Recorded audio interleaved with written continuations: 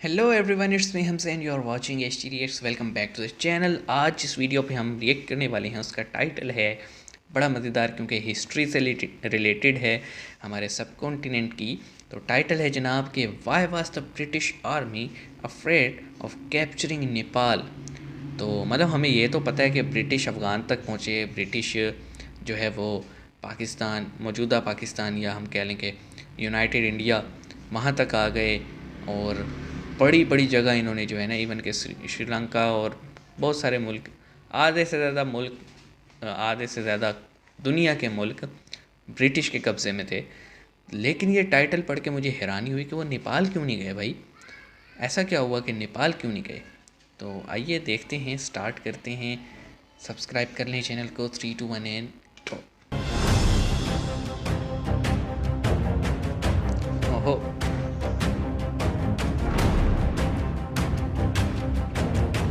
Mystical land. Bharat में अंग्रेजों का आना और उनका हम पर लगभग 200 सालों तक इनकी शासन आवाज़ से करना, मुझे इसके ये बारे में हम आकाश सब बहुत बैनर्जी अच्छे से लगते हैं। जानते हैं। लेकिन आज हम आपको एक ऐसे देश के बारे में बताएंगे जो कभी अंग्रेजों के चंगुल में फंसा ही नहीं। जब धीरे फंसा धीरे ही नहीं। करके भारत के सारे किंगडम अंग्रेजों के अंडर आते गए, तब एक देश था जो कभी अंग्रेजों द्वारा कॉलोनाइज नहीं हुआ। दोस्तों, क्या आप जानते हैं कि वो कौन सा देश था? वो था नेपाल। आज की वीडियो में हम जानेंगे कि नेपाल ने ऐसा क्या किया जिसकी वजह से अंग्रेज कभी उस पर राज नहीं कर पाए, और कैसे उन्होंने अंग्रेजों को लड़ाई में हराया। इन सभी सवालों के जवाब जानने के लिए वीडियो को अंत तक जरूर देखिए। और वीडियो शुरू होने से पहले अगर आप इस चैनल पर नए हैं या आपने अभी तक इस चैनल को सब्सक्राइब नहीं किया तो सब्सक्राइब कर लो चैनल को भाई, मिस्टिकल सब्सक्राइब करना लैंड और भी बेल और आइकॉन एच टी दबाना ना रिएक्ट्स भी। भूलें। तो दोस्तों, आइए जानते हैं कि क्यों अंग्रेज कभी भी नेपाल पर जीत हासिल नहीं कर पाए। जब रॉबर्ट क्लाइव के नेतृत्व में ब्रिटिश ईस्ट इंडिया कंपनी ने 1957 में प्लासी के युद्ध में बंगाल के नवाब और उसके फ्रांसीसी सहयोगियों को हराया, तो इसने बंगाल में अपनी पकड़ अठारह सौ मजबूत कर सत्तावन ली में, और शायद बाद में उन्नीस सौ अगले सत्तावन 100 में नहीं, सालों के दौरान पूरे के पूरे भारत अठारह में सौ फैल सत्तावन में। गई। उसी समय काठमांडू वैली के बाहर इलाके में कुछ ही मील की दूरी पर एक प्रिंसली स्टेट गोरखा का एम्बिशियस राजा भी बढ़ रहा था और अपने राज्य का विस्तार करने में काफी बिजी था। उनका नाम पृथ्वी नारायण शाह था और बाद में उन्होंने पृथ्वी मॉडर्न नारायण नेपाल के शाह। पिता के रूप में भी जाना जाने लगा। उसने काठमांडू घाटियों सहित आसपास के क्षेत्रों में सभी छोटे राज्यों को जीतकर नेपाल का निर्माण किया।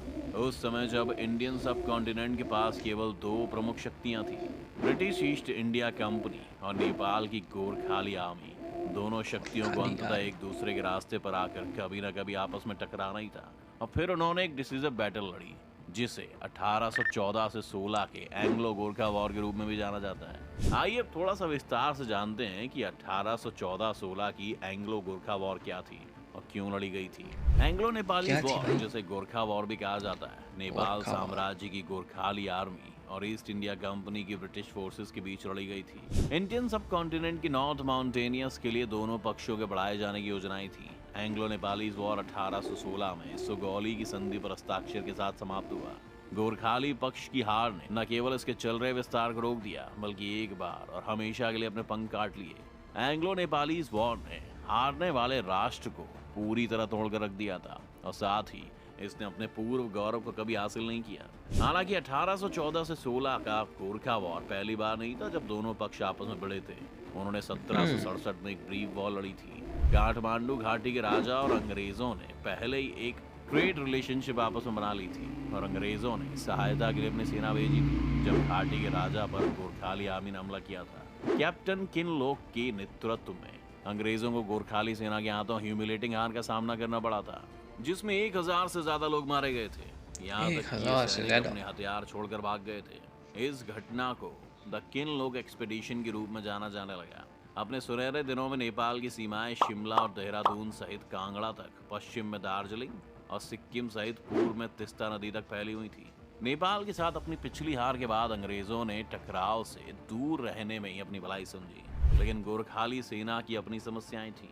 इसकी स्थापना जागीर सिस्टम नामक एक सोची समझी योजना पर की गई थी, जिसका मतलब ये होता है कि अच्छा। सेना का न्यूली एक्वायर्ड लैंड से जुटाए गए टैक्सेस के माध्यम से भुगतान किया जाता है, क्योंकि सैनिकों को नेशनल ट्रेजरी से भुगतान नहीं किया जाता है। इसीलिए उन्हें अपने एक्सपेंडिंग रैंक्स का भुगतान करने के लिए और ज्यादा भूमि पर विजय प्राप्त करने की जरूरत होती थी। लालच ने भी इतिहास के कोर्स को डिफाइन करने में काफी इंपॉर्टेंट भूमिका निभाई।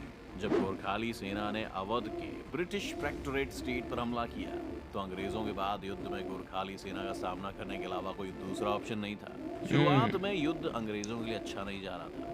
ब्रिटेन सरकार के 6 में से 4 जनरलों को फटकार लगाई गई और अंततः उन्हें उनके काम से निकाल दिया गया, जिनमें से एक की मृत्यु हो गई और बचे हुए जनरल डेविड ऑक्टरलोनी अंतिम सीनियर रैंकिंग वाले व्यक्ति थे जो खड़े रह गए थे। और दोस्तों, क्या आप जानते हैं कि गोरखाली सेना को धोखे से हराया गया था?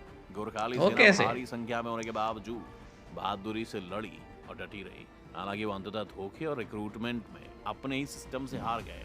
क्या आपको पता है कि गोरखाली सेना के लिए लड़ने वाले सभी सैनिक पहाड़ियों से नहीं थे? वो सभी सैनिक न्यूली कन्वर्ड लैंड्स के अलग अलग ट्राइब्स के पुरुष थे। हम आपको ये बता देते हैं उन्होंने ही म्यूटिनी की होगी। गोरखाली कमांडर के प्रति नहीं थी, बल्कि उनके ट्राइबल लीडर्स की तरफ थी। और अंग्रेज इस स्थिति को काफी अच्छे से जानते थे और इसका फायदा उठाना भी अच्छे से आता था। नतीजतन सैनिक बड़ी संख्या में कहीं गायब हो गए, जिससे गोरखाली सेना को हार स्वीकार करने के लिए मजबूर होना पड़ा। एंग्लो गोरखा वॉर में हार गोरखाली सेना का अंग्रेज हमेशा यही करते हैं। जो कि एक बीस जैसी ट्राइब थी, लेकिन अंग्रेजों के लिए ये एक रिमोट, मस्कीटो इन्फेक्टेड और मिस्टीरियस प्लेस से ज्यादा कुछ नहीं था। और उस बीस्ट को अपने काबू में करने के लिए उन्हें कुछ न कुछ तो करना ही था। फिर भी उन्हें इस जगह के लिए कुछ उम्मीदें थी और उन्हें कैसे प्राप्त किया जाए, इस पर ईस्ट इंडिया कंपनी ने एक शानदार योजना बनाई। आइए दोस्तों, अब जानते हैं ईस्ट इंडिया कंपनी की उस योजना के बारे में। सबसे पहले उन्होंने व्यापार के लिए काठमांडू से तिब्बत के लिए खुले मार्ग की जरूरत थी और काठमांडू में एक फ्रेंडली शासन होना बहुत जरूरी था, जिसे उन्होंने नेपाल के इन्फ्लुएंस वाले नेशंस के अंडर लाने के बाद हासिल किया था। दूसरा, काठमांडू में अंग्रेजों को नियमित रूप से नेपाली शासन की जांच के लिए किसी की जरूरत थी। काठमांडू के सेंटर में एक ब्रिटिश रेजिडेंट होने के कारण वो काम पूरी तरह से किया और नेपाल में शासन ब्रिटिश प्रेक्टोरेट नेशंस के समूह में आ गया, यहाँ तक कि लोग इसे महसूस भी नहीं कर पाए। तीसरी और सबसे महत्वपूर्ण बात, अंग्रेजों को यह सुनिश्चित करना था कि नेपाल को कभी भी मिलिट्री फोर्स जुटाने और फिर से एक पावरफुल नेशन बनने की अनुमति नहीं दी जाएगी। अंग्रेजों ने युद्ध में इन लोगों की बहादुरी देखी थी और उन्हें ब्रिटिश सेना में लाने की योजना बनाई। पता था ऐसे काबू नहीं आएंगे। इंडियन आर्मी में भर्ती करने की नीति वास्तव में एक मास्टर स्ट्रोक थी और इतनी चतुराई से किया गया कि सुगौली ट्रीटी में इसका मेंशन भी नहीं किया गया कि जिसे युद्ध के अंत में ब्रिटिश और नेपाल दोनों को हस्ताक्षर करना था। दोस्तों, क्या आपको सुगौली की संधि के बारे में पता है?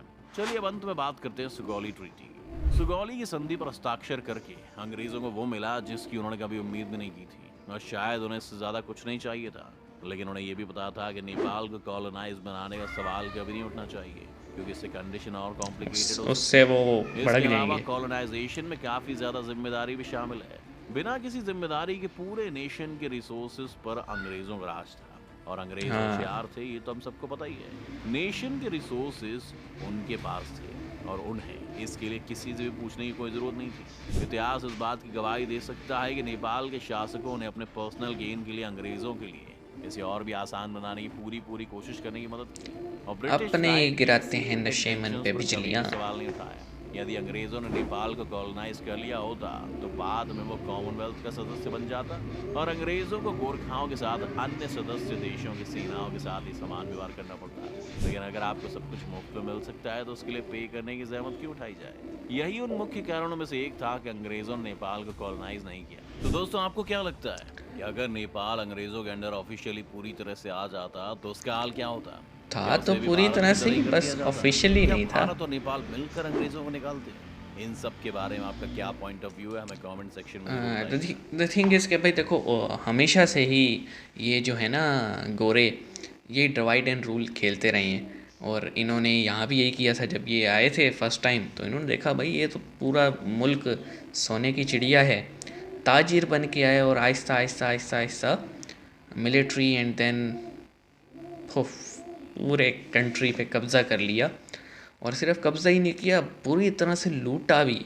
और वो लोग जो तकरीबन 1200 साल से इकट्ठे भाइयों की तरह रह रहे थे, उनमें ऐसा कोई दरार डाल के गए कि पूरा इंडिया जो है वो तितर बितर हो गया, 3 मुल्क बन गए। और स्टिल बांग्लादेश के साथ तो फिर भी रिलेशन ऐसे हैं, लेकिन यहाँ पे ये जो कश्मीर का जो है ना मैटर छोड़ गए, उससे आप देखें कि नफ़रतें बढ़ते इतनी ज़्यादा हो गई हैं कि वो 4 जंगें लड़ चुके हैं और आज भी किसी भी वक्त जो है ना वो ट्रिप हो सकती है उनकी जंग।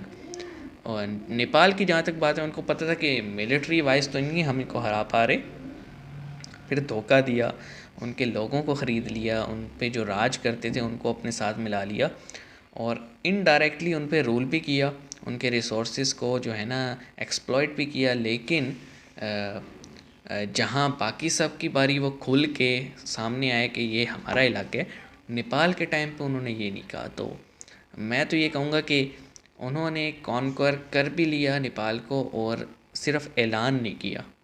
मेरा तो ये मानना है कि जिस तरह से उन्होंने रिसोर्सेज को एक्सप्लॉइट किया और वहाँ के लोकल राजा महाराजा के साथ मिल के जो है ना एक काइंड ऑफ इनडायरेक्ट रूल किया उन्होंने, लेकिन उसका प्रॉपर ऐलान नहीं किया।